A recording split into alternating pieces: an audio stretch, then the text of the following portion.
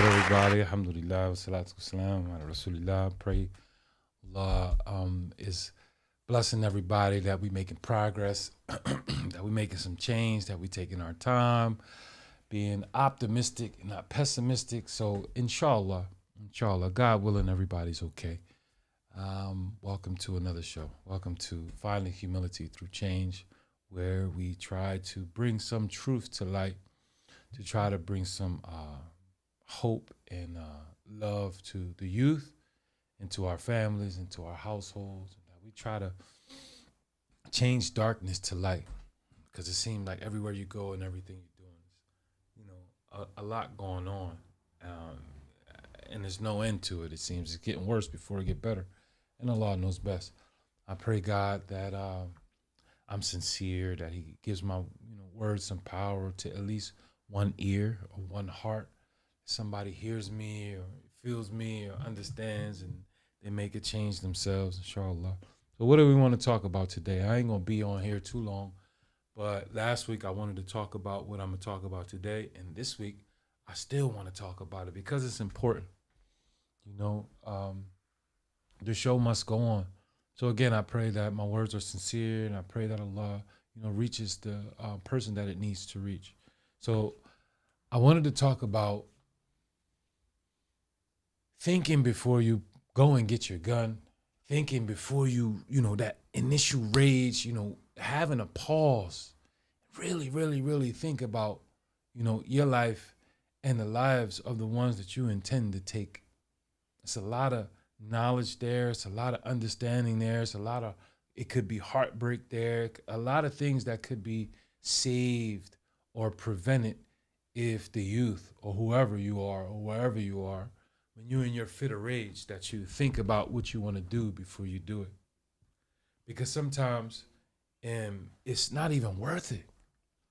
Sometimes we lose our minds, we lose our tempers, we lose our cools over the smallest things.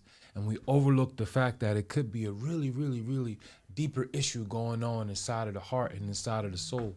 Could be there that's a lingering thing that's been there for a long time, or it could be something, really, really, really, really worth talking about if you opened your mouth and talked about it, instead of holding it in and holding it in and holding it in, and then one morning holding it in, and then one morning or a situation may occur that's really, really small. Somebody cut you off, somebody didn't speak to you, something happens really small, and that whole dam breaks, and you let all that fury and rage out on somebody undeservedly and make a bad situation worse, or a small situation into a big bonfire that shouldn't be there.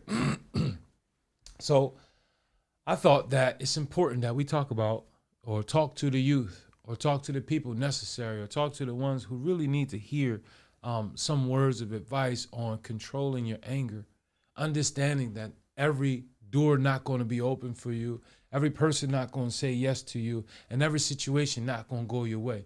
Every day not going to be sunny. It's going to be rain. It's going to be storms. It's going to be clouds. I mean, God Almighty, Allah Himself says that don't think just because we say we believe that we're not going to be tested. He's going to test you. And anger is a test as well. There's some things that's going to piss you off. It's something people going to push you to your limit. Situations going to push you to your limit. But you still have to have wisdom, modesty, understanding, guidance, show that true character that you have. Although you could tackle them, beat them up, even shoot them, or do something to the person while you're angry, you still use your words, listen to your grandma's voice in your head, per se. The advice that she gave, or listen to, something. Go to a peaceful place, or a place that reminds you of a greater good, instead of initially just without thinking, just hauling off and punching the person, or grabbing your gun and shooting the person, or listening to the wrong crowd and doing the wrong things and making your situation worse before it gets better. I think it's important to take a pause and ask yourself, firstly, why do I have a gun? Do I have a gun because there's peer pressure on me, because I'm from a certain hood or from a certain area in life, or why do you have a gun at such a young age? You're supposed to be in school. You're supposed to be doing so much more with your life other than wasting it on unnecessary things. Allahu Alam. But that's what I really wanted to talk about this morning.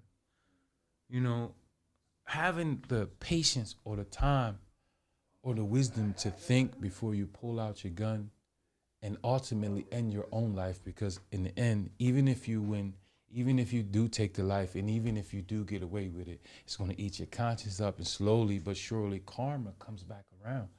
A lot of people, they use the word karma, but when you do bad and you're a bad person and you got that whole bad vibe going on, everything that comes back to you is a direct reflection of who you are. Every situation gonna be bad. You always got to look over your back. You got to worry about people robbing you. It's a lose-lose situation. Allahu Alam. But I think it's important, God willing, that the youth, please, I'm asking you, because of the pain that I'm seeing in these mothers that are losing their children or their sons early in the game, 18, 19, 17, in situations that could be prevented. So I'm asking you, why not get in the gym? If you have to be that angry, if you have to be that rageful, if you have to be that one that always stands out and you got to be Johnny Bravo, then go in the gym and get some skills and get into a cage and get into, make some money off your hands. Use your hands. Live another day. Learn to fight. Learn to defend yourself and defend your family with honor. Do something honorable with that energy. Don't turn it into a negative ball of rage and taking it out on the wrong people and make it, turn it into a menace to society. That's a charge, by the way. By the way, being a menace to society is not a goal you should, set for yourself at a young age, because ultimately that becomes a charge. You get locked up for that. You never let out because you're a menace to society. They won't let you out into it. But some of the youth seem like they reaching for that goal. Living to die or living to go to jail. Which one? Both of them is a lose-lose situation. These are the things that's going on in my mind to talk to the youth about. Think before you squeeze that trigger. Think before you even hang with somebody that tells you that in order to be my friend and in order to be from where I'm from and do the things I'm doing, that you got to be retarded and not think about life. You got to not care about your life or not care about the lives of other people around you. Then I don't want to be your friend and I don't want to hang around you. I don't need to hang around you. You want to throw your life away at such a young age, then that's on you. Don't expect me to like that. Have the heart to stand up to people, who try to bully you with words or try to, what they use, what's that low self-esteem against you. That they got to put just a little bit of pressure on you and you fold like a pretzel. No, stand up to what's right. Find some humility. Find some change, find some heart, find some cojones to stand up to those friends or those bullies or those peer pressuring classmates or members that's calling you to the wrong thing, especially if it leads to you going to get a gun and squeezing the trigger. Think before you squeeze the trigger. Think before you even go get a gun. Is it a way out? Is it a way to talk through it? Is it a way through? Go through somebody else if you got to get through it, but a way to get a positive resolve out of it. And 9 times out of 10, the one that's running to go get the gun is ultimately the one either who started it or the one that has bad intentions, right? Allahu Alam. But I learned that, to try to hurry up and cover up where they wrong at, even if it means taking somebody else's life, knowing that you wrong from the rip. What happened to I'm wrong, my bad, my bad with the situation. I overreacted. You was right. I was wrong.